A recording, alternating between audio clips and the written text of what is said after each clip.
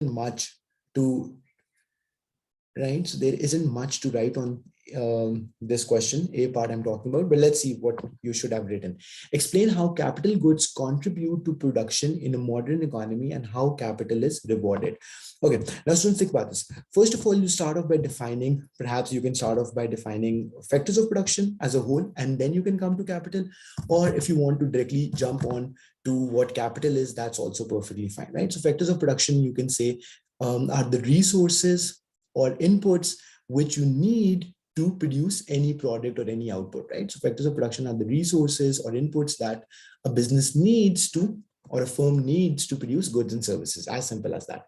Then you can say that there are four factors of production, or basically, simply speaking, all resources that a country, or sorry, all resources that a firm needs to produce something, those are divided in four categories, as you know, right? What are those four categories? So it's capital, land, labor, and enterprise, right? So first you define what factors of production are, then you went into the categories, that all resources are divided in four categories: capital, land, labor, and enterprise, right?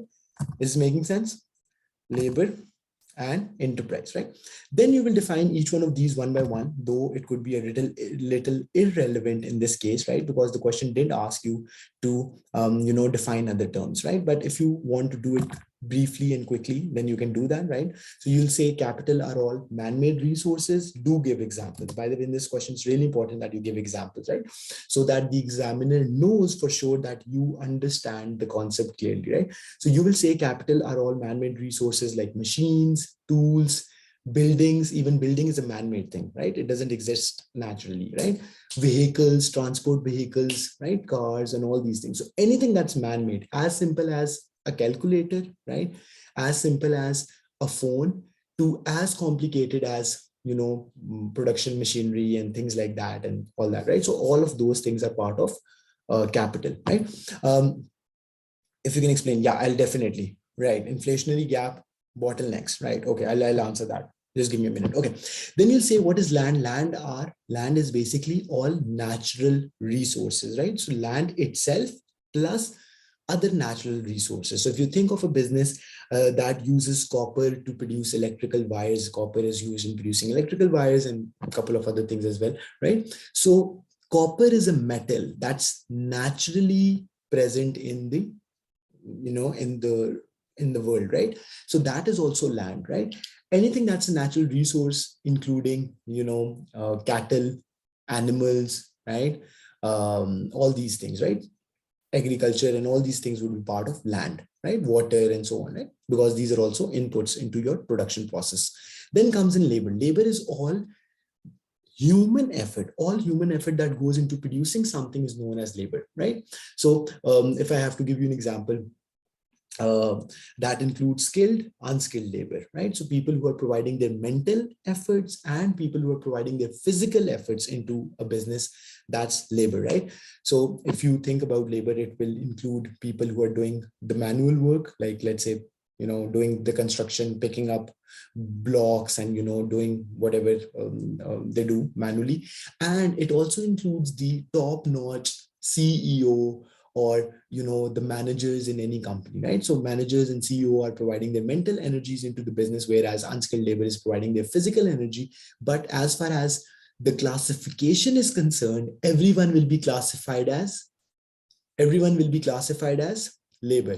Are you getting me, students? So that's what you need to understand. Then comes in enterprise. Enterprise is, or entrepreneur as we say, it's the person. Entrepreneur is a person who arranges other factors of production and takes the risk, right? As simple as that.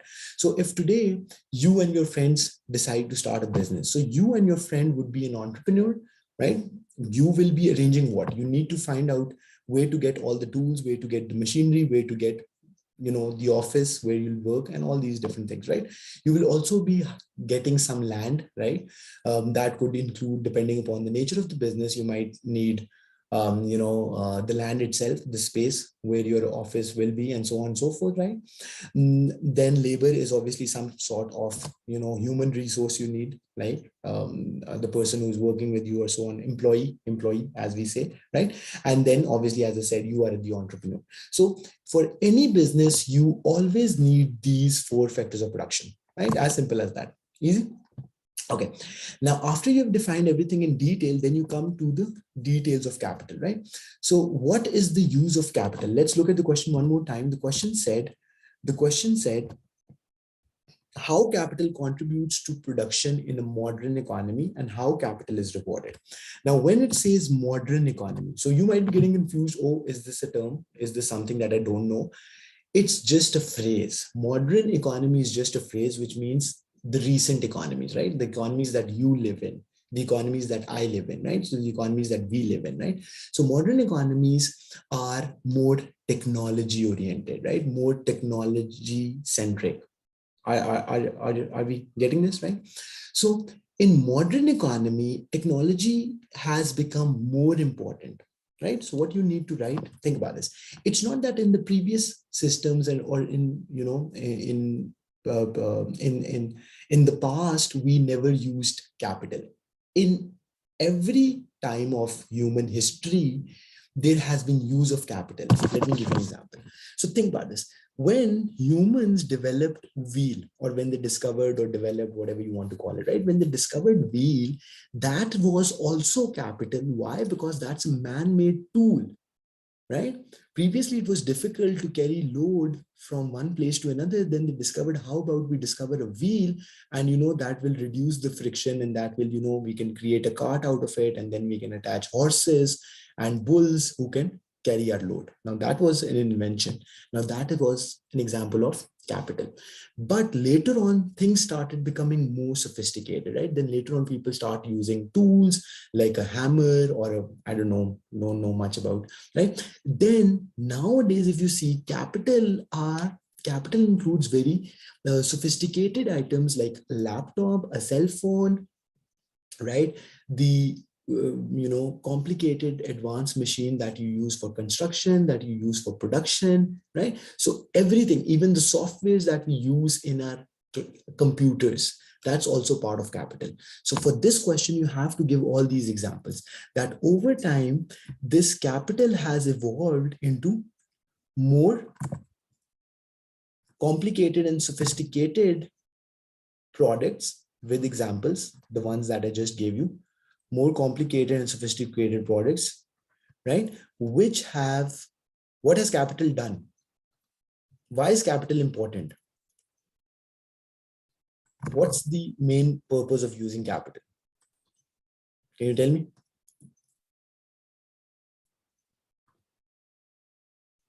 Right, that aid production process, right? That help with the production process. Now, students, think about this. With the invention and development of all this capital, what has happened is that the human effort has reduced. Listen to me very carefully, right? With all this advanced technology, machines, tools that we use, human effort has been minimized. So a production plant can work on its own without human supervision. Yes or no, right? Similarly, there are so many other machines that can operate, right, without human, either complete without any human supervision, or even if it does require human supervision, it's very minimal. So previously, if you needed 50 people to produce a certain output of goods, now you can only get that done with 1 or 2 or 5 people, right? So that's how capital has increased labor productivity. That's a good way to put that, right? To fund the production process. Sorry, Abdullah, I just read your message comment. Can you tell me to fund the production process? Right. Okay. Now this is interesting, and I'll comment on this before we move forward. Right. So did you understand this? Question was saying that what is capital and how capital contributes to the modern economy. So you define capital and then you give examples how it's contributing to modern economy. Okay. One thing that some students get confused with, right, is the difference between capital, as we say in economics, and the word capital as we say in daily life, right? So you must have heard your parents or, people around you saying that to start a business, you need capital. Now, when they say normal language, what they actually mean by capital is not the machines really, or not the tools that you need. They mean the finance. What you mean in normal language when you say we need capital to start a business, what you're referring to is that you need finance. Because think about this, to get any type of resource, what do you need? To get any type of resource, students, what do we need? We need finance, right? Now, this is basically what we mean when we say capital in our normal language. When we say capital in economics, what we basically mean is man-made tools. No doubt that to get these man-made tools, you do need finance.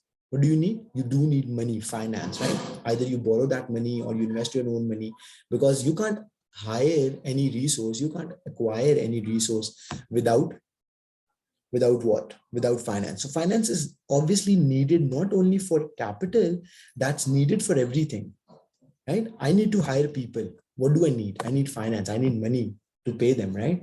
If I need to acquire land or rent out premises, what do I need? I need finance. If I need to buy a machinery, laptop, phones, right? Anything. What do I need? I need finance. So in every case, you need finance, but be very careful when you define the word capital. Always define it as man-made resources, not the money that you need to start a business. That would be incorrect, right? How many of you got this? Is it making sense? Because when we say capital in economics, that has a very particular understanding, that has very particular meaning, and that is man-made resources. You do need finance, but that finance is needed for every resource, not only for capital that you need for land, you need for labor, and so on, right? Easy? Okay. So Abdullah, I think that helps, right? After you've explained how capital helps with the modern economy, right? By giving examples, like I can give a simple example that previously, let's say, there used to be manual production, right? If you think of agriculture, right? Let's say manual production. So a lot of people used to, plow the lands. So what they used to do, they used to, use animals, bulls, and so on, right? To whatever, to sow the seed in the land and then to do the harvesting and everything, right?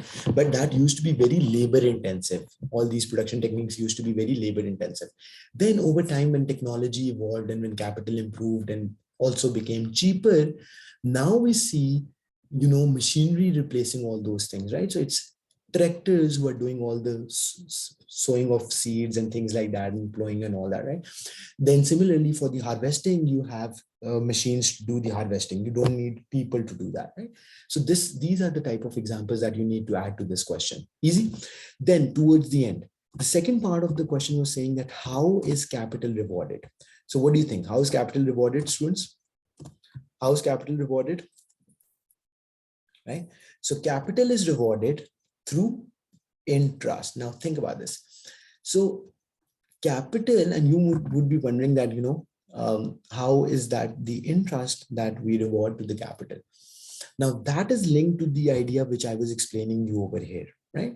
So to get machines, right, or to get whatever, man-made resource you're looking for, what's the bottom line? What's the bottom line? What do you need? You need finance.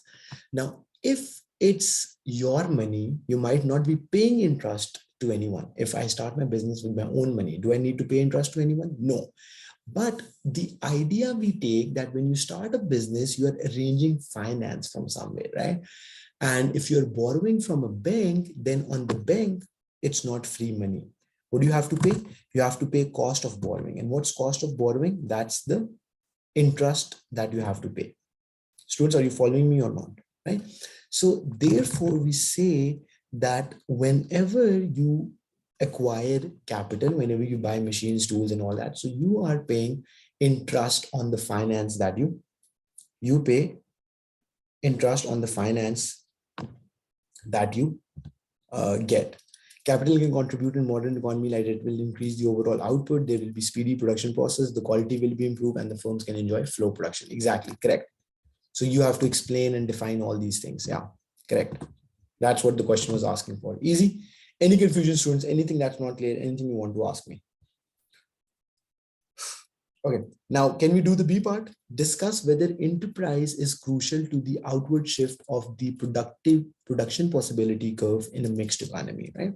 Now the B part says, no, that's more than enough. When you give all the examples, you will not write in one paragraph, one, like the way you have written in your comment, you will not write it in one paragraph. Instead, you'll explain everything with examples. So if you have to explain how quality has improved, so you'll say that human error has been eliminated. Previously, production used to be manual. So think about it. If I'm stitching clothes 8 hours a day, right? Now, there's quite likely that sometimes someone calls me or I get distracted by some noise or something else happens. Obviously, human is human at the end of the day. So that will affect the quality of the stitching or whatever I'm doing, right? But if it's a machine doing it, machine doesn't, take breaks, machine doesn't get tired, machine doesn't lose concentration. So the quality will be maintained. So these type of examples you can use, right? And so on. Are you getting me? Right. Right. I'll give you feedback on that separately, but yeah, you can send me that. Right. Okay. Now the B part of the question says, discuss whether enterprise is crucial to the outward shift of production possibility curve in a mixed economy, right? So first of all, you'll start off by defining what mixed economy is, right? Because mixed economy is a keyword over here and enterprise is a keyword. So if you have defined enterprise in part A, then you can just skip that definition again, because there's no point. You have already told the examiner that you know the definition of enterprise and understand what enterprise is, right? So you can directly jump to uh, the main part, right? But if you haven't, then it's better that you define the word enterprise, right? So what's an enterprise? Means enterprise or entrepreneur, these are interchangeable words, right?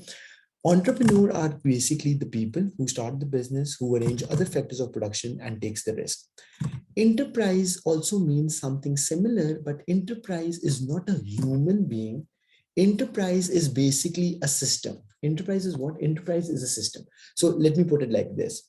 Who started Facebook? Mark Zuckerberg. Who owns it right now? Most shares, Mark Zuckerberg.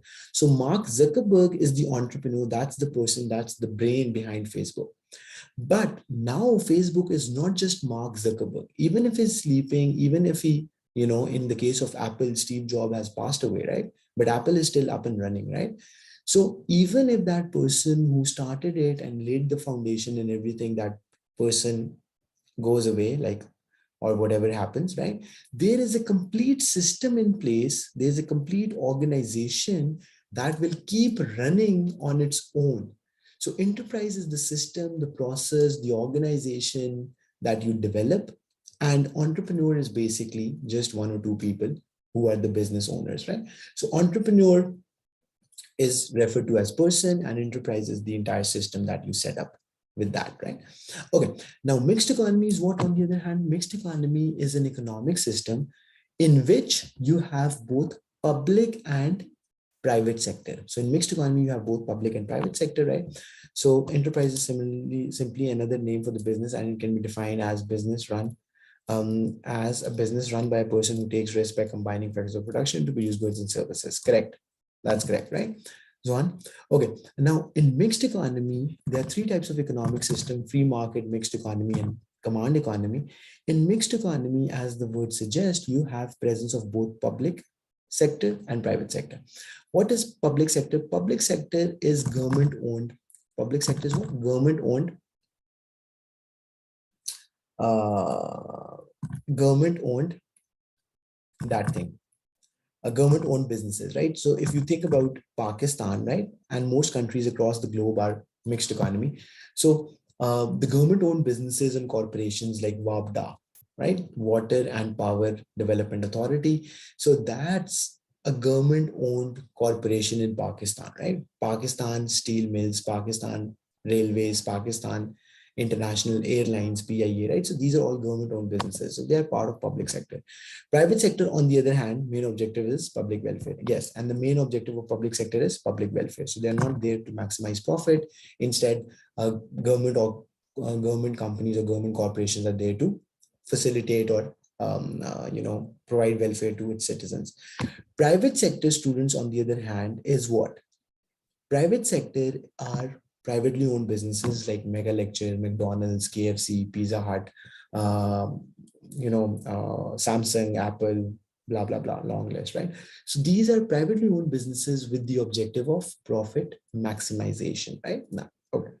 After you have defined these two terms, then you have to answer the question which is asking you that explain that how much enterprise is crucial or important to shift the production possibility curve outwards. In fact, if you also want to define the PPC, I mean, that would be a good idea. Then you'll say, what is production possibility curve? Production possibility curve is a graph that shows an economy's production potential, right? Production possibility curve is a graph which shows an economy's production potential, right? How do we show that? So on a simple graph with X and Y axis, you can name any two products on the X and Y axis, right? And then it will show what's the maximum quantity that you can produce with available resources in that country. So with available amount of resources in that country, how much quantity of wheat can you produce? How much quantity of, let's say, cars or tanks can you produce? So these are the two products that we are using to gauge an economy's production possibility curve, right? Then you will say that, it's a downward sloping curve, and this is what shows your production possibilities.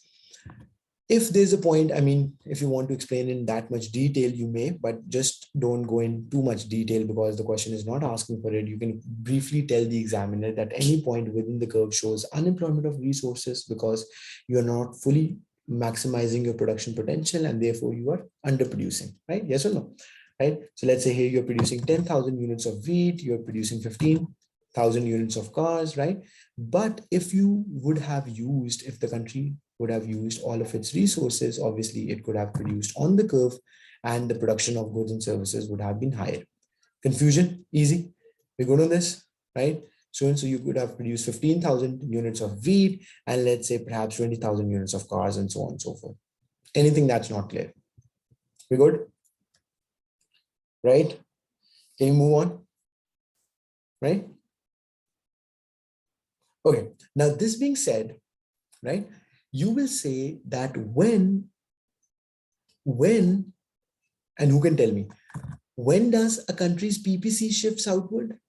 When does a country's PPC shifts outwards? Do you remember?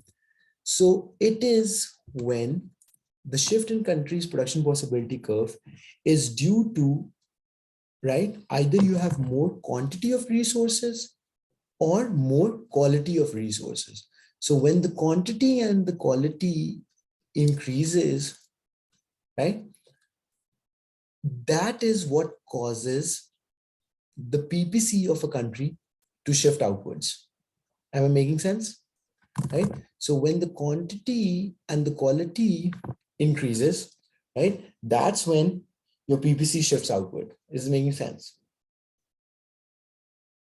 Right? Now think about this. What are the things that will cause it to shift outwards? Since the question only asks you about enterprise, so you just need to talk about enterprise. You don't need to talk about anything else, right? You just need to talk about enterprise, students, right? Because it says how much enterprise is important for the outward shift in production possibility curve. So think about this. Now, can you tell me that how enterprise causes a rightward shift in the PPC? Who can tell me, right? So let me give you a simple example. What is happening in Pakistan right now, or what happened in India or China, right? A lot of startups, right? I'll give you specific examples which will help you better understand, right? So some time back, no one thought that I can sit at home and I can order, groceries on my doorstep. Did you imagine this? I mean, you might have because you are the younger generation, but your parents must have not, right? But now this is not something that is still a dream that has been achieved. There are a couple of apps through which Food Panda, you can order food. There are other things that you want to, I mean, literally anything that you want to get, right? Whether that be clothing item, whether that be food item, whether that be anything. There are specific apps and businesses through which you can get these products delivered to your home, right? Now, who obviously you needed other resources to do that as well. But what facilitated this was the growth of entrepreneurs, right? The business people who thought about how can we make human life, more comfortable, with the idea that they also make profit out of it, right? So it's not that they did it purely for, humanitarian cause. Obviously, that was not all, even if there was any, right? The main idea was that how to solve a problem, how to provide more convenience and comfort to customers and make some profit or, some money out of it, right? So that's what entrepreneurs are there. So when entrepreneurs develop new products, when they develop new, especially, new uh, technology, which makes your life easier and simpler, then with that, the productivity increases, right? And with those same resources, right, but the quality is better. With that same amount of resources, you can produce more. Now, another example I'll give you, and then I'll start taking your comments. Now, if you think about the way we produce electricity now compared to the way we used to produce electricity back in the day, now we are using solar energy, wind energy, right? Right? And all these things. Back in the day, it was mainly thermal energy, like we used to burn coal or oil or, things like that to produce electricity, which was not bad, very efficient because wastage used to be so much, pollution used to be so much, and things like that. Are you getting me? Right? So these are some of the things that were there. Now, with better entrepreneurs who thought about solar energy could be a reality or wind energy could be a reality. So they developed those process, they developed that technology through which now you can produce more electricity with fewer resources. Do you agree with me? In fact, you don't even need to pay sun to produce solar energy. You need to obviously set up the equipment and all that, but you don't have to pay sun, right? Whereas for coal, you had to extract coal, buy oil, then burn oil and burn coal to produce electricity, right? And similarly, wind. Wind is a renewable resource. Sunlight is a renewable resource. You're not paying anyone. So now with those entrepreneurs who thought about this, they can produce more electricity with the same resources. That enterprise, you mean that enterprise will bring innovative ideas which will increase the country's GDP? Absolutely correct. Generate employment. Exactly. Exactly. Now with better, because that's what the question was asking for. Let's look at this one more time. So it said that how much important is entrepreneur to the outward shift of production possibility curve in a mixed economy. So you first explain what entrepreneur is, sorry, you first explain what enterprise is or entrepreneur is, then you explain what mixed economy is, and then you explain what production possibility curve is. After you explain these three terms, then you jump to the main part of the question where you explain how much important is enterprise or entrepreneurs to the outward shift in PPC. So first you need to define that outward shift in PPC means that a country can produce more output. What does an outward shift in PPC means? That a country can produce more output. And why would that happen? That happens because of two reasons. Either you have more quantity of resources or you have better quality of resources. Now, enterprise, right, when you have more entrepreneurs or better quality entrepreneurs, then they get to develop products and things which can overall make you produce more output. As I told you, like electricity example could work similarly. There are a couple of entrepreneurs who have developed devices like, let's say, let me give you another example, like scanning device, right? So with scanning device, you don't need to manually input, okay, so you bought one milk for 1 liter and that would be this much. You don't have to do that, right? So just you put up the scanner, right, in front of that machine, there's a tag, you just scan, tag reader, whatever scanner you want to call it, right? And that gives you the total that if you bought 20 items of different shapes, sizes and everything, what was the total amount that you had to pay, right? So I mean, these small things are allowing you to produce more output with same resources. Easy, right? If you stop producing energy from coal, won't it cause unemployment and the GDP will fall plus PPC shift inwards, right? No, think about this. So it will cause unemployment in the coal industry. It's always like that. Think about this. So Zohan is saying that if you stop producing electricity from coal, won't that result in unemployment? No, no, no, no. First thing, It's not that you are not producing electricity at all. It's just that you're not producing electricity from coal, right? So how are you producing electricity now? Now you are, instead of using coal or oil, you are using wind energy or solar energy, right? Now, the thing with solar is that obviously the demand for coal might decrease because no more production of electricity happens through coal.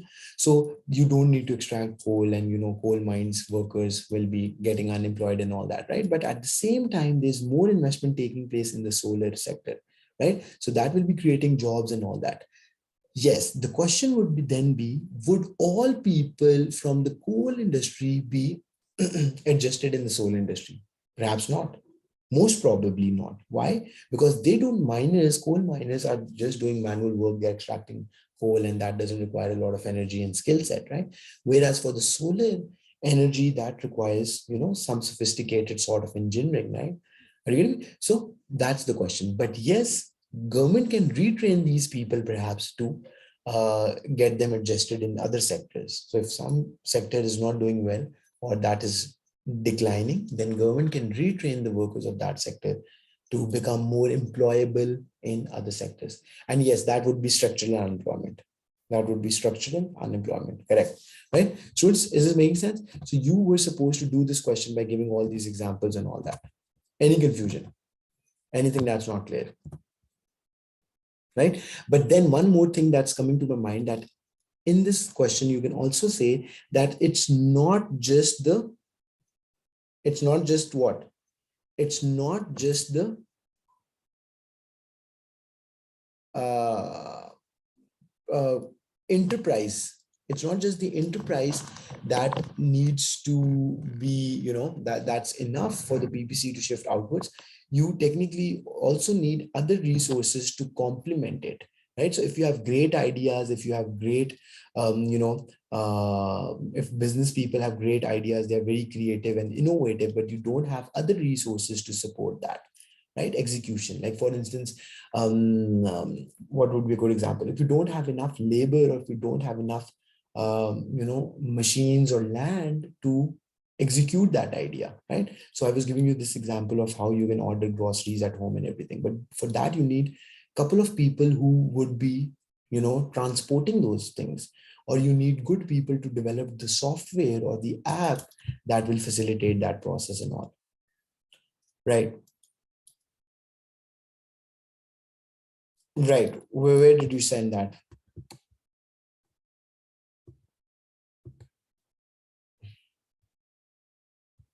Right. Is this